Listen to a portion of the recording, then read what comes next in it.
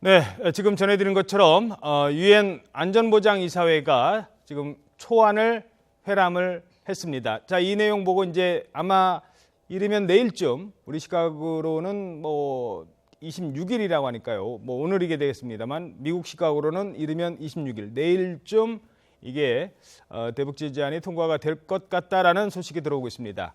안보리의 대북 제재 주요 내용이 어떤 건지 그리고 실효성은 얼마나 있을지 지금부터 전문가와 함께 짚어보도록 하겠습니다. 안찬일 세계북한연구센터 소장, 김영희 산업은행 북한경제팀장입니다. 안녕하십니까? 안녕하십니까?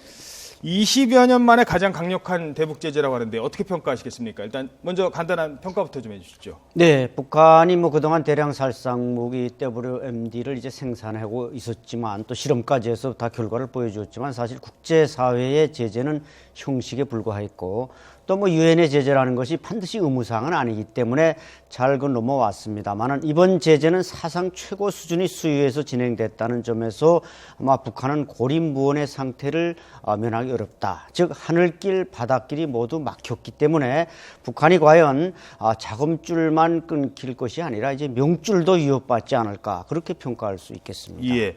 북한이 가장 아파할 만한 대북 제재 지금 쭉 나오고 있습니다만 그건 어떤 게 있을까요? 지금 박사님께서 그 전 포괄적인 범위에서 전방위적으로 압박을 하다 보니까 정말 북한의 명줄까지 끊긴다고 이렇게 말씀을 하셨는데 예. 이제 여기 보면 북한이 외화 없이는 아무것도 할 수가 없지 않습니까? 예. 핵미사일 개발뿐만 아니라 경제 문제까지도. 근데 가장 아파할 부분은 제가 볼 때는 외화가 차단되는 부분이 제일 아플 부분이 아닐까 생각을 합니다. 우선 첫째, 그러니까 외화가 지금 중국과의 무역을 통해서 벌어들이는 수입이 16억 달러 정도 돼요. 예. 2014년에 16억 달러. 예, 16억 달러. 근데 거기다 수출뿐만 아니라 수입도 있어요. 그죠? 예, 그게 다 그렇죠. 필요한 거거든요. 근데 그런 것을 놓고 볼 때 그게 차단이 된다면 그 어마어마한 외화를 어디서 대체를 해야 되거든요. 예. 근데 그 돈을 가지고 외화가 있어야 그 돈을 가지고 미사일이라든가 핵이라든가 개발하는데 필요한 부품을 사든가 원유를 사든가 이렇게 하지 않습니까? 그 부분이 제일 아플 것이고요. 가장 큰 수출입 원천이기 때문에 이게 그다음에 두 번째는 이제 그 항공유랑 이거 수입을 금지를 해놨기 때문에 예. 그 금지가 되면 북한이 항공유 없이는 로켓 연료 없이는 로켓을 띄울 수도 없고 실험 발사를 할 수도 없겠죠. 그러니까 여기에 제한뿐만 아니라 외화가 부족함으로써 경제 문제까지 제약이 올 수가 있고요. 그래서 이런 부분들이 과거의 제재보다도 가장 타격이 될 수 있는 부분이 아닐까. 그렇게 생각을 합니다. 자, 지금 조금 전에 대북 제재 결의안 초안이 화면으로 잠깐 나왔습니다만 다시 한번 보여주시죠. 글씨가 워낙 많아서 죄송합니다. 내용이 많기 때문에 이 첫 번째 북한 수출입 모든 화물에 대한 검색 의무화. 지금까지는요. 북한에 들어가거나 나오는 이 수출입에 대한 화물이라 하더라도 의심되는 화물에 대해서 검색을 했습니다. 의심되는 화물. 그러니까 일반적으로 이제 네거티브였죠. 문제가 있으면 하는 거였습니다. 그런데 지금부터는 모든 화물이 다 검색을 의무화한다. 이거는 북한에 수출하고 또는 수입하려면 다 일단 검색을 받을 각오를 해야 된다는 얘기 아니겠습니까? 그렇죠. 지금 예를 들어서 중국의 대련항에 가보면은 북한의 선박들이 한 10여 척 이상이 정박해 있습니다. 예. 뭔가 이제 동남아에서 물건을 싣고 오다 거기서 연료 공급하고 북한으로 들어가고 남포항으로 들어갔다 또 나오고 그런데 이게 이제 의무적으로 이제 지적하신 대로 다 검색을 받아야 된다는 겁니다. 예. 그렇기 때문에 그런 면에서는 물론 그것도 이제 당분간 지켜질지 또 지켜봐야 되겠습니다만은 북한으로서는 가장 가슴 아픈 것이고 제가 볼 때는 이번에 또 이제 북한의 정찰 총국을 비롯해서 원자력 공업성 또 우주개발국 이런 말하자면은 17개 개인이 이제 17명이 들어갔고 또 기관도 12개가 제재에 포함이 됐습니다. 예. 다행히 이제 김여정은 그 칼날을 피해 갔습니다만은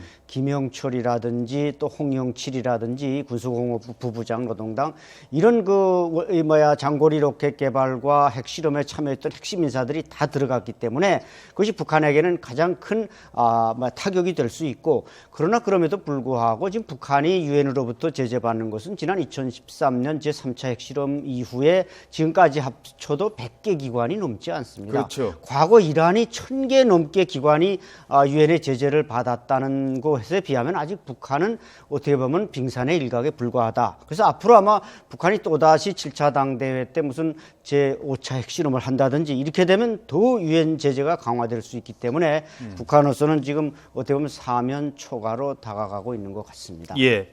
자, 그 아까 그래픽 다시 한번 좀 보여주시죠. 그 대북 제재 중에 이번에는 마지막 5번째 거기 보면 핵무기와 미사일에 연루된 개인 17명, 단체 12곳을 제재하기로 했습니다. 쉽게 말해서 핵무기 개발할 때, 핵실험했을 때, 미사일 요번에 쐈을 때 연루된 사람들을 제재하겠다. 사람에 대해서 어떤 제재를 어떻게 하는 건지 좀 설명을 해주시죠.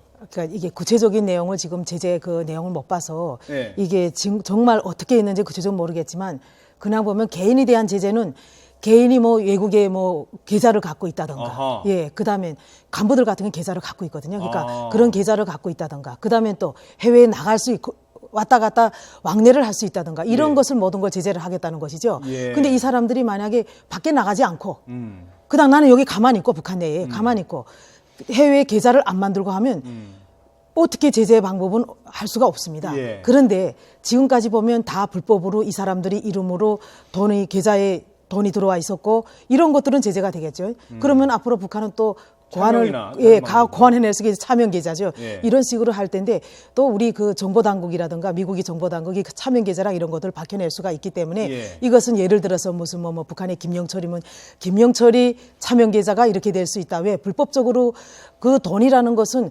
그 다 불법적으로 만들어진 돈 아닙니까? 그러니까 그런 것을 추적을 하면 나오지 않을까. 이렇게 되면 그래도 간접적으로나마 이렇게 제재를 가할 수 있지 않을까 이렇게 생각을 합니다. 그러니까 쉽게 말해서 전 세계에 있는 모든 계좌를 뭐 방코 델타 아시아에 있는 계좌를 어떻게 김정은 이름으로 다 만들겠습니까? 그러니까 그렇죠. 김정은이 믿을 수 있는 사람 여러 명을 심어놓고 그 사람 이름으로 하거나 또는 그 사람도 차명 계좌를 만들어서 예를 들어서 뭐 북한에는 외국 식당 예. 외국 식당에서 버는 돈 이렇게 왔다가 아니면은 뭐 슈퍼노트 만든 거 가짜 돈 만든 거 들어오는 계좌를 다 그쪽으로 넣지만 결국은 다 그 돈이 김정은으로 가기 때문에 그 사람들에 대해서 제재를 하겠다. 단체도 마찬가지고 그런 측면인 것 같아요. 그렇죠. 이제 그래서 작년에 한 20여 명의 고위 탈북자가 왔지만 거기는 이제 39호실 출신들, 이자 지적하신 그런 계좌를 관리하던 사람, 그래서 뭐 고액을 직접 들고 오고 이런 사람이 있는 데서 그런 것이 이미 다 폭로가 됐습니다만은 또 북한의 이제 그 김정은 통치자금은 일부가 또 뭐 독일의 어떤 기업에 이제 주식으로 투자된 경우도 있다고 합니다. 예. 물론 그것이 이제 공개가 안 됐습니다만은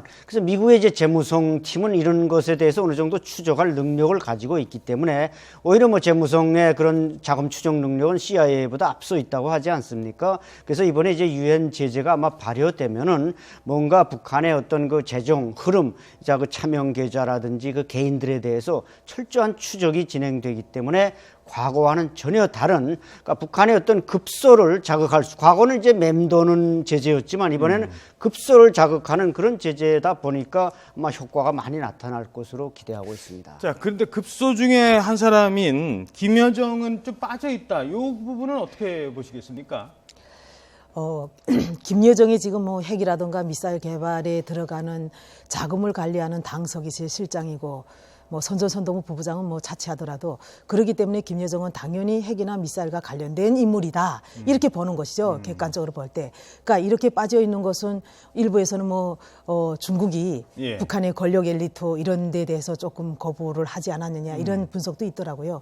근데 저는 그런 것보다도 지금 현재로서는 김여정이 자기 차명이라든가 이런 걸 가지고 계좌랑 이런 걸 만들어 놨을까. 김정은이도 김정은이 자기 이름으로 절대 가지고는 안 하지 않습니까? 어차피 김여정도. 그러니까 직접적인 당사자는 아니라는 것이죠.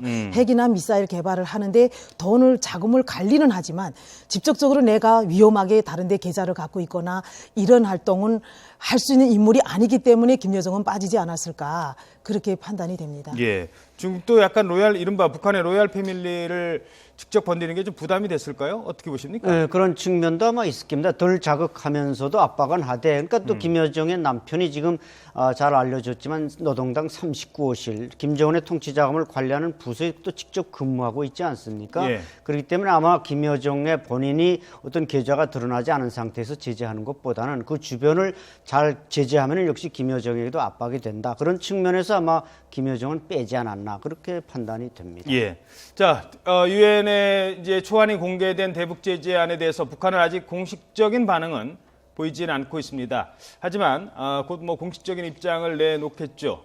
그런데 이 북한 김정은 정권이 과연 이렇게 했는데도 이걸 따를 것인가? 특히 이 주변 국가들이 이거는 같이 협조를 해줘야 되는 게 필수 아니겠습니까? 만약에 뭐 이렇게 한다고 해도 뭐 몰래 그냥 뭐 통과시켜버리고 잘 안 따라진다면 이거를 우리가 어떻게 강제할 수 있는 결의 아니기 때문에 어떻습니까? 방법이 있습니까? 제가 볼 땐 뭐 경제적으로 압박하면서 이제 무기 수입 수출이라든지 이런 걸로 이제 좁혀 들어간다고 하는데 하는 게 아니라 이게 유엔 결의안이기 때문에 어떤 그 직접적인 압박을 할 수는 없는 거 아니겠습니까? 예. 따라서 여기서도 역시 중국의 협조가 가장 중요하다 이렇게 볼 수가 있습니다. 지금 뭐 북한의 그 기본 돈줄인 광물 아까 김 박사님 지적한 그 17억 달러 이상의 기본 그 자금인 내용면에서는 제일 큰 면을 지금 중국이 수입 중단하면은 우선 북한의 돈줄이 끊기지 않겠습니까? 그러나 이제 무기 수출 수입이라든지 이런 것은 북한이 과거에 노동당 그 공작 부서에서 하는 거 보면은 공해상으로 나가서 뭐 어떤 나라에다 무기를 판다든지 아하. 이런 건 계속 해왔습니다. 지금도 아마 하고 있으리라고 봅니다. 예. 그래서 뭐 불법 이제 그러다가 이제 뭐 어떤 그 감시선에 걸려서 공해상에서 검색을 받고 이런 적도 있지 않습니까? 그렇죠. 그렇기 때문에 아마 이런 어떤 다중적이며 좀 전방위적인 제재에 들어가면은 북한이 꼼짝 못하겠지만 이런 형식적인 제재들은 또 북한이 빠져나갈 구멍을 만들면은 또 숭숭 구멍이 날 수 있다 이런 안타까운 점이 있습니다. 예, 어떻게 보십니까? 지금 이 강제성. 저는 이게 중국이 문제입니다. 중국이 이제 어떻게 나오느냐가 가장 관건이죠.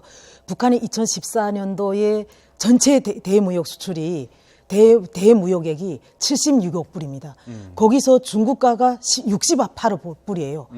그러니까 90% 이상을 지금 중국가하고 거래하고 있는데 그렇죠. 지금 여기 항목들을 보면 수출입을 다 중국이랑 하는 게 제일 그렇죠. 많아요. 그냥 다른 데는 다 일단은 다른 데는 일단 생각하지 말아야 됩니다. 그리고 다 중국하고인데 중국하고 하고 있으면서 지금 우리 여기 제재 내용을 보면 항만, 항공, 육로가 별로 없어요. 육로 의무화는 거의 없거든요. 지금 여기 보면 북한으로 입출항하는 예. 그런 그 물품에 대해서 그 모든 것에 대해서는 무조건 의무적으로 검색을 한다. 근데 북한하고 중국하고는 이게 그 육로를 거의 많이 하지 북중 국경을 통해서 그렇죠. 바다를 하는 거는 별로 많지를 않거든요. 그런 걸 놓고 봤을 때 중국이 여기에 어떤 역할을 가지고 어떤 의무감을 가지고 정말 강력한 제재를 하느냐에 따라서 이 북한의 강도 높은 제재가 가느냐 안 가느냐가 관건이 아닐까 이렇게 생각을 합니다. 근데 육로를 가다 보니까 핵이나 미사일 개발에 들어가는 부품이라든가 이런 것들도 몰래 숨겨서 들어갈 수 있죠. 이건 또 육로는 의무도 아닙니다. 지금 현재로서는. 현재로서는 육로는 포함이 안 돼 있다. 예, 의무로 포함되어 있지 않습니다. 이 바다로 들어가는 건 항만으로 들어가는 것은 그런 선박에 하늘길, 대해서는 바닷길만 막아놨지. 예, 거기는 의무화되어 있지만 여기는 의무화가 되어 있지 않아서 이게 글쎄 구체적인 내용을 다시 좀 더 살펴봐야 되겠지만 현재 기사상으로 나온 이런 제재 내용을 볼 때는 육로가 좀 더 이제 좀 유연한 게 있어서 반동에서 들어가는 그 예. 길을 어떻게 막을 거냐는 그렇죠. 것이군요. 그래서 중요한 걸 지적하셨는데 아마 유엔 당국에서도 뭔가 고려가 있었지 않았는가. 결국 이제 육로로 주로 움직이는 건 물론 숨겨 들어가는 건 막을 길이 없지만 주로 생필품이 들어가서 북한 인민들의 그 장마당을 통한 생계 유지가 이제 되는데 그것까지 막아버리면 결국 인민들이 먹고 사는 데서 또 장애가 온다. 그래서 결국 평양의 정권은 제재하되 밑에 장마당이 형성돼가는 인민 생활은 그래도 좀 숨통을 트여줘야 되기 때문에 육로 제재까지 아마 항목에 포함시키지 않은 것은 아닌가 저는 생각됩니다. 예, 알겠습니다. 자, 지금까지 안찬일 세계북한연구센터 소장, 김영희 산업은행 북한경제팀장과 함께 유엔의 초안이 지금 회람이 되고 있는 대북 제재안에 대해서 살펴봤습니다. 두 분 고맙습니다. 감사합니다.